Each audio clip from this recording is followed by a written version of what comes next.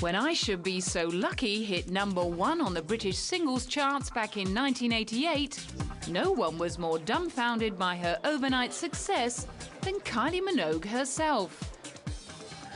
Her path to pop glory had begun by chance just 1 year earlier, when she and some of her neighbours' co-stars sang together at a charity benefit in Melbourne. When the audience cried out for more, Kylie suggested a sing-along to the locomotion. Her rendition of the Little Eva hit went down so well that someone suggested she should record it, and her debut single set off a chain reaction that would propel her all the way to the offices of Pete Waterman Limited in the UK. And by the age of 20, Kylie from Camberwell had become an accidental megastar. Her debut album spent more than a year on the British album charts, turning Kylie Minogue into a household name. She also showed an early appreciation of the team supporting her as an artist. People forget that everyone inside the building, the TV crews, just everyone involved is putting in their time and willing to help, which is great. And I was in it to do my bit. That appreciation of support and collaboration was to take on increasing significance as she began to test her wings. And back in 1989, she needed all the help she could get in the next stage of her metamorphosis from sugar-coated teen queen to sexy siren. But it was her next romance with sultry INXS frontman Michael Hutchence that really made the difference.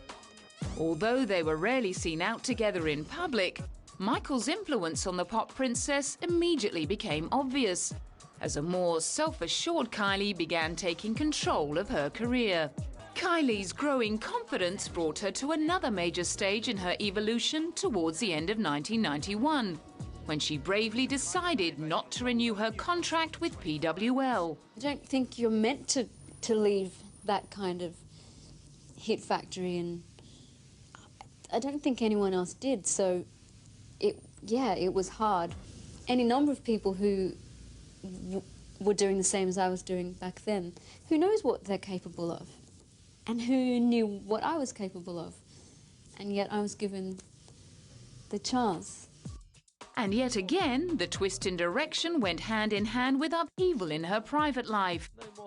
As she embarked on her new career with Deconstruction Records, Michael embarked on an affair with model Helena Christensen. But he and Kylie were to remain friends until his tragic suicide death in 1997. In the intervening years, Kylie's self-titled album had been released to mixed reviews, but it signalled her determination to take more control over her music and exploit her sexuality. The video to Confide in Me featured her engaging in phone sex, while she performed a slow striptease in the Barbarella-inspired Put Yourself in My Place. By the time Michael Hutchence died, Kylie was in a relationship with French photographer Stéphane Sednaoui, who was encouraging her to play down the glamour and bring out her inner rock chick. Once again, the press fixated on her change of image. For Kylie, the constant evolution was just a natural part of growing up. You know, if they have a snapshot of me in their mind from, be it 10 years ago or 3 years ago, I'm bound to change.